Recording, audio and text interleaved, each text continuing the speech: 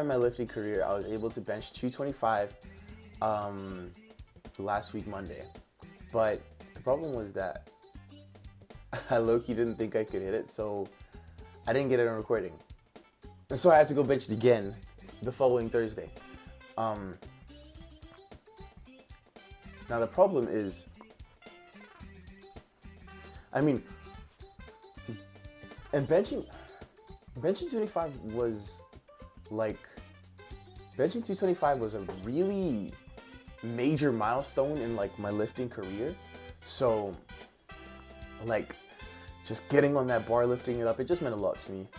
And now I've been there before where I've hit a roadblock, my strength is plateauing. No matter what I do, no matter how many rests I take, no matter how many, new techniques I try, I wasn't able to kind of get my bench up for a long time, like probably the better half of 6 months even. But I just wanted to explain to you guys today the 3 major steps that are probably stopping you from benching 225. We're just gonna kick it right off. The first thing that we're gonna start off with is wrist health. Now, this may not be a problem for everyone, but for me specifically, every time that I would bench extremely heavy, and try to work towards a PR, I would get severe, I'm even suffering from it right now, severe wrist damage. I was taking HP damage to my wrist every single bench. And this would really hinder my progress because I wasn't able to, after one heavy set, if I failed or if I succeeded, that was it, because my skinny wrist just couldn't take it. There was even a point where I had to stop lifting for an entire month because I felt like something had snapped inside my wrist. I didn't go get it checked out because I'm a thug, but I'd say one thing that really helped me a lot was trying to take more care of my wrists.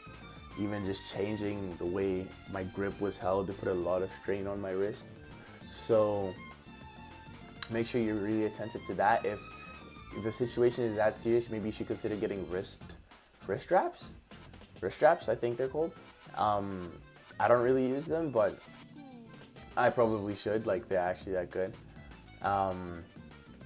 As well as just checking out the strength of your wrists and your forearms, including that in your training, warming them up as well as any other joint or muscle group. Because the snap wrists are basically gonna set your next couple lift backs for the month.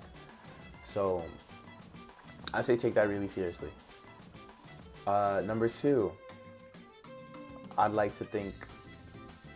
Number 2 is gonna be a bit controversial, but the biggest thing that helped me increase my bench was to not bench at all. Now you're just gonna have to hear me out, because when you bench press, the free weight, there's a lot of tiny little external factors that come into play, such as your rear delts, even when you're pushing, your shoulder health, your stabilizers, your fatigue, your rest. They all need to be kind of on point to make sure that you can get that compound movement up. Now, it can be 1, demotivating, and 2, extremely fatiguing to kind of have to worry about all these things when you're just trying to grow your chest enough to bench 2 plates.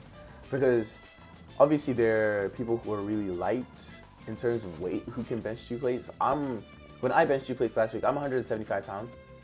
I was coming from being sick. I was coming from being sick, and I was coming from not being on cycle.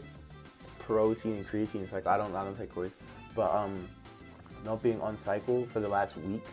So it was a really big surprise to me and everyone else. But where was I going with this? Yeah.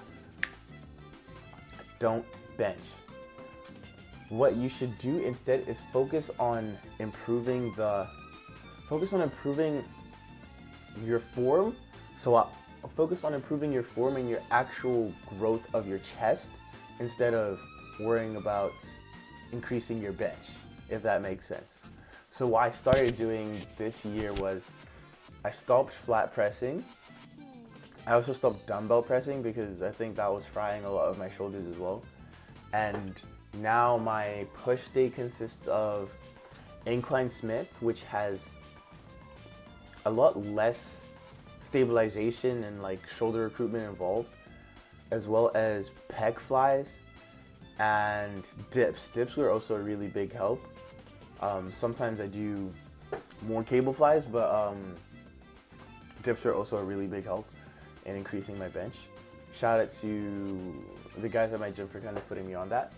But yeah, and once I began to kind of focus on learning how to incorporate more of my chest into my lifts, so instead of, elbows flared, I would kind of, and this is gonna sound weird, but like, I just want you guys to trust me. What worked for me was instead of flat pressing, I would almost, retract my scapula and scoop my elbows in on the press so I could incorporate a bit more of my triceps, because I feel like that helped me get through kind of that hard part of the lift a lot easier. Now, will this work for everyone? No. Did it work for me? Yeah. Will it work for somebody else? Definitely. I would say it literally, like, my new chest routine has blown up my chest so much. I'll show you guys.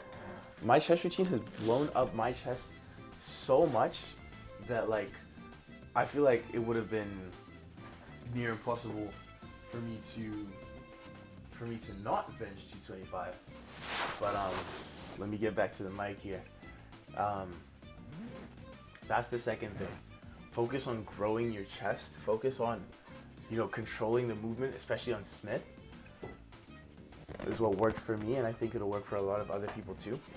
To grow that chest and be able to kind of, so that your chest can actually handle the load instead of like, your whole body. Now, the last thing, but not the least, is what everyone should be doing to increase their reps on their lifts, which is progressive overload. Oh my gosh, you guys have probably heard that like 10 billion times, but progressive overload has done so much for me in the last like 4 months since the beginning of the year. When I started kind of taking it seriously, on my push days, I haven't been able to incorporate everywhere, but on my push days, I've been able to switch from 10 to 12 reps in a set to 8 to 10, maybe sometimes 12 if like, it's a good day. But all my working sets are between 6 and 10 reps for all my movements on push day now. And, normally people will kind of lie to you and say, oh, if you want to do 6 to 10 reps, you're only going to get stronger, you're not going to get bigger. But one, my recovery has been a lot better. 2, I'm a lot stronger. And 3, I'm growing so exponentially fast. It feels like it's illegal. It genuinely feels like it's illegal.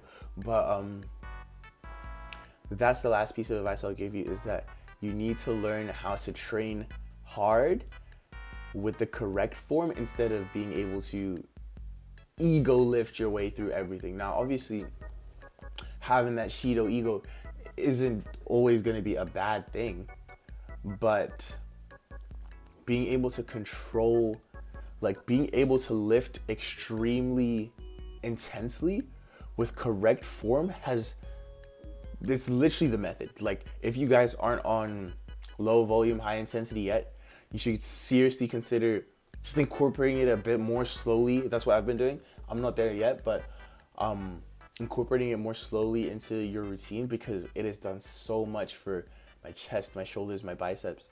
And obviously, my bench, I'm gonna put a clip in, but yeah. Another thing I'd say is just don't be disheartened, because people fail a lot. Like, if you know me, or if you've seen any of my like videos on Instagram or TikTok, you'll know that 225 has been a goal I've had on this page since the very beginning. And personally, it's been a goal I've had since 2024 when I first started lifting. So I have attempted and I have failed 225 more times than I can count.